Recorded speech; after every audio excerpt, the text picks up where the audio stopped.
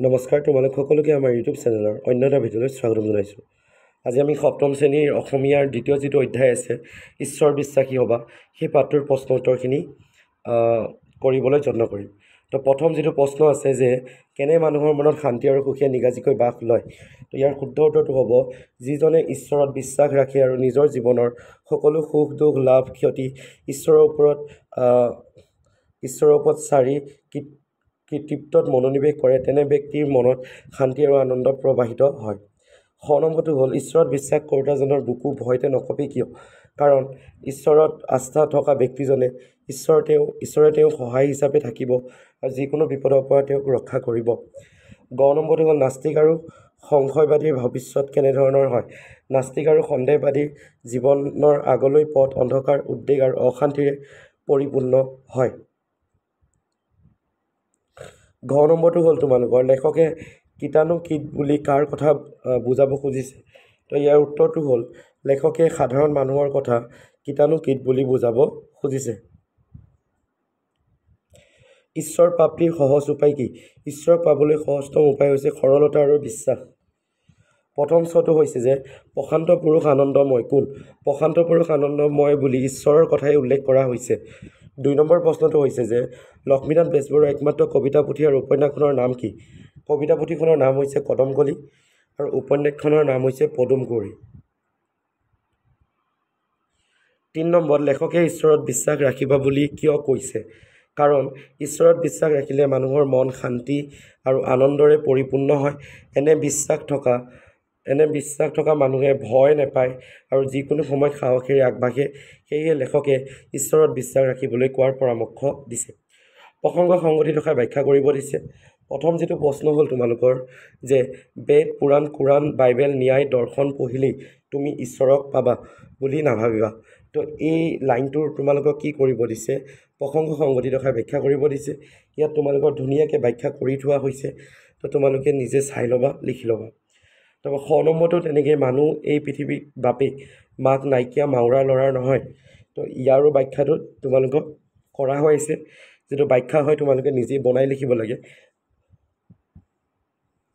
তথাপিও তোমালোকৰ ৰেফাৰেঞ্চৰ কাৰণে ইয়াত এটা লিখি থৈ দিছোঁ। তোমালোকে এইটো চাবা, নিজে এটা আইডিয়া ল'বা, আইডিয়া লৈ নিজে লিখিবৰ কাৰণে যত্ন কৰিবা, ঠিক আছে? তাৰপিছত আহিলে 5 নম্বৰ যে শুদ্ধ বাছি উলিওৱা।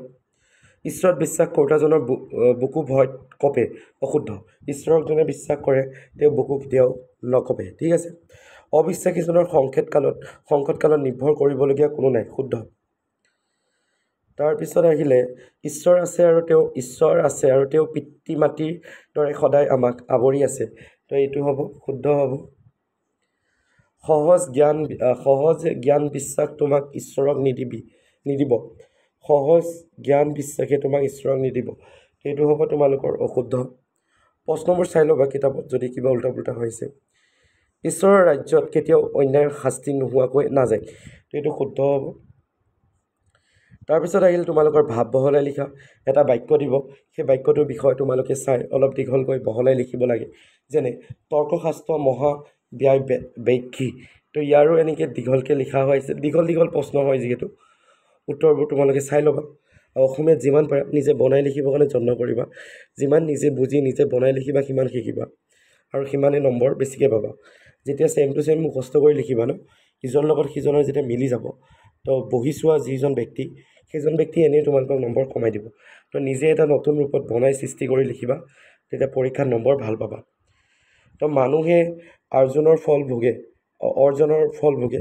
তো চাবা প্ৰশ্নটো কিতাপত আছে তোমালোকৰ, তো চাই ল'বা সেইটো আৰ্জন হ'ব লাগে চাগে। তো ইয়াৰো এনেকৈ বহলাই লিখি থোৱা হৈছে, তোমালোকে চাই ল'বা, দীঘলকৈ আছে। তাৰপিছত বাক্য ৰচনা কৰা কৰ্তব্য মানেতো জানাই কি হয়। তো তথাপিও আমি বাক্য এটা লিখি থৈ দিছোঁ, তোমালোকে নিজৰ মতে বেলেগ এটাও লিখিব পাৰা। নাস্তিক মানে যোনে ভগৱান বিশ্বাস নকৰে। তাৰপিছত আহিলে চাকনৈ, ইয়াত নানা চিন্তা ভাৱনাৰ চাকনৈয়াত পৰি মানুহজনৰ আজি এই অৱস্থা আছে। মানে বিভিন্ন ধৰণৰ চিন্তা চৰ্চা কৰি থকাটোক চাকনৈ বুলি কৈছে। কৰুণা, সজ কাম কৰা মানুহে ঈশ্বৰৰ কৰুণা লাভ কৰে। মৰম চেনেহ কৰুণা মানে। তাৰপৰা গণ্ড প্ৰমাণ, তো এনেকৈ লিখা হৈছে বাক্য ৰচনাবোৰ, তোমালোকে চাবা।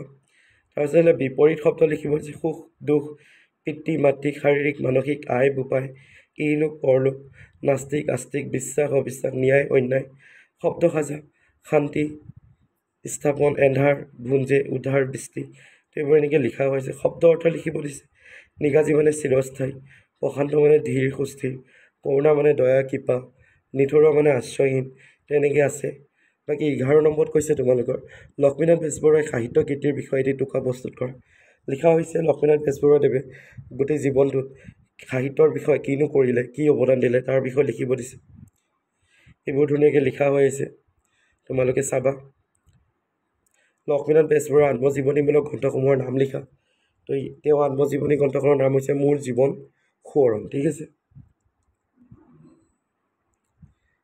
তাৰপিছত লক্ষ্মীনাথ বেজবৰুৱাই কিয় ৰসৰাজ উপাধি প্ৰদান কৰা হৈছিলে ইয়াত লিখা আছে তেওঁ অধিকাংশ সাহিত্য ৰচনাত হাস্য আৰু ৰসৰ অন্যান্য সংমিশ্ৰণ থকাৰ বাবে তেওঁক ৰসৰাজ উপাধিৰে সন্মানিত কৰা হৈছে এনেকৈ এইবোৰ প্ৰশ্নবোৰ আছে যিমানবোৰ প্ৰশ্ন আছে তোমালোকে চাই ল'বা আৰু যদি সেই ভিডিঅ'ৰ পৰা চাব নিবিচাৰা ৱেবছাইটটো ভিজিট কৰিব পাৰা ৱেবছাইটটো ভিজিট কৰি ৱেবছাইটটোৰ পৰা তোমালোকে লিখি ল'ব পাৰা ঠিক আছে এইটো ৱেবছাইট হৈছে চেনেলটোৰ নামতে আছে আমাৰ ৱেবছাইটটো